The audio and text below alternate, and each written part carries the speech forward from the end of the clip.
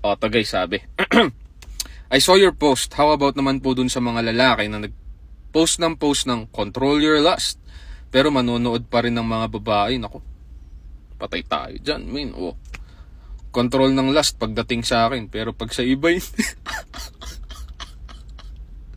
ano ba yan, man? Okay, sige. Doon muna tayo sa umpisa. Sa taas muna tayo. Mamaya tong second part. Doon tayo sa control your lust pero nanonood pa din ng mga babae. Young Kingsman. Ito nga yung ironic sa akin pagdating sa mga lalaki. 'Di ba ayaw nyo sa nagta-thirst trap? Ayaw nyo maging jowa yung mga nagta-thirst trap. Ang ironic lang din kasi sa akin, min. Kaya naman kasi merong nagta-thirst trap kasi may mga sumusuporta sa kanila. Yeah. Tignan nyo yung mga, puntahan nyo yung mga account ng mga nagta-thirst trap na yan. Majority ng followers niyan, lalaki. Pero lalaki din yung nagre-reklamo tungkol sa thirst traps. Ironic talaga. Kaya hindi ko maiintindihan, min. Kaya meron ako separation ng simps sa mga lalaki. Di ba? Kaya meron akong divide. Kasi, kayo yung nagre-reklamo na ayoko magkaroon ng jowa pag pinapakita lahat. Pero ikaw din naman yung like ng mga thirst trap nila. Ikaw din yung comment dun. PM ka ng PM dun. Di ba? Puta, kung may gusto kayong patunayan, dapat 0 followers na yung mga yan. Matagal na. Kung talagang ayaw nyo sa thirst trap, men, sagutan pa lang ni Les Paul tsaka ni Pinoy Extreme, dapat naka-unfollow ka na. Pero well, hindi. Di ba? Hindi. Puta, hanggang ngayon naka-follow kayo sa mga thirst trapper. Hanggang ngayon, taga-heart tsaka taga-react ka ng mga thirst trapper mong kaklase tsaka mga ka-work mo. Hanggang ngayon, bigay ka lang ng bigay ng attention tsaka validation sa mga kakilala mo nagto-thirst trap. Di wala din. Wala din yung pinaglalaban natin, tol. Wala din yung pinagsisigawan natin. Diba?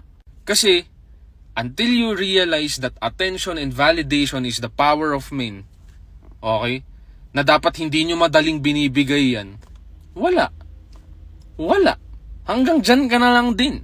Kahit anong red pill mo dyan, kung hindi mo naman kayang pangatawanan, tol, di wala. Di ba? Nga. Kung sino-sino pa yung malakas man trash talk, no, sa social media, puta, kayo rin supporter ng mga yan.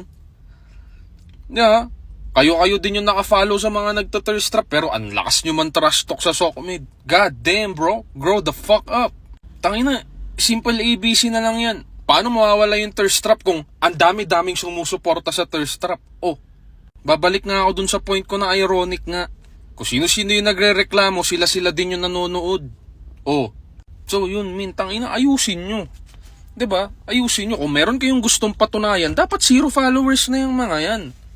Di din kayo nanonood. Diba?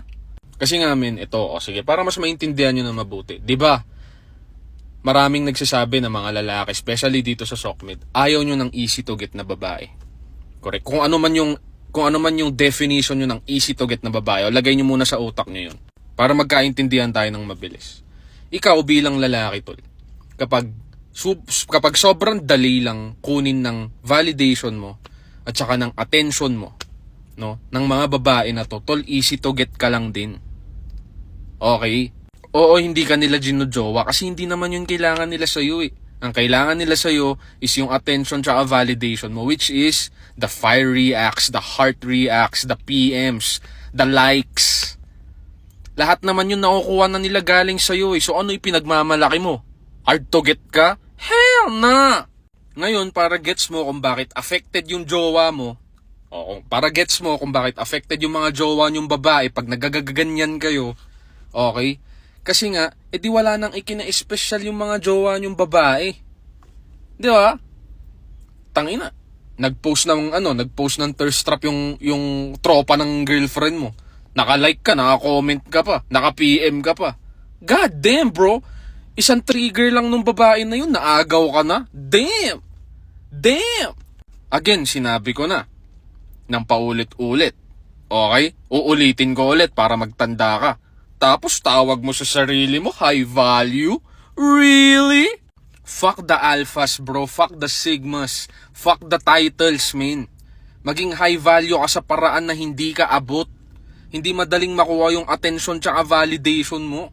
Dapat di ka madali ma-impress, tol. Puta, katawan lang yan. Ganito lang din yan, men, para mas maintindihan nyo. Haba na tuloy ng video ko. Oh, bakit may pokpokan? Pokpokan. Bakit may ganun? Kasi hindi naman nauubusan ng customer eh. Oh, kita nyo na. Tingin nyo tol, pag hindi na kayo pumunta sa mga ganun at hindi na kayo willing gumastos para sa mga ganun, tingin nyo tol, magsosurvive pa yung mga ganun? Malamang sa malamang hindi. Kasi wala nga ang customer. Ganun lang din sa mga nandito sa Sokmed, pre. Putang ina, tingin mo magpo-post pa ng katawan yan pag di naman napansin? Yun na nga yung point, tol. Sobrang daling kunin ng atensyon mo. Para sa simpleng balat lang. Imagine nyo, tol, imagine nyo. Puta, nag-aaway kayo ng girlfriend mo dahil sa pinagla-like mo, pinagre-react mo, pinagme-message mo na babae. Tangina min, sobrang degrading nun sa jowa mo. Alam mo bakit? Kasi puta, wala pang ginagawa yung pinagseselosan niya, pre. Wasak na yung relasyon nyo. Oh, kung di ka pa magtanda, ewan ko na lang. Okay, tangina, haba na ng video ko, di pa habain pa natin. Ito yung nakakatawang part kasi. Okay? Control ng last pagdating sa akin. Pero pag sa iba, hindi. God damn, bro. Okay, medyo internal problem, okay. Siguro, pag magbibigay ako ng piece of advice sa ganitong sitwasyon, ladies, still try to be attractive to your man. Okay, magbihis kayo, no? Still be sexy sa harapan nila. It might work, it might not work, pero yun yung solusyon na nakikita ko doon. Magpa-sexy pa rin kayo para sa kanila, no? Pumili kayo ng mga damit na, alam niyo na yun, mga ganun.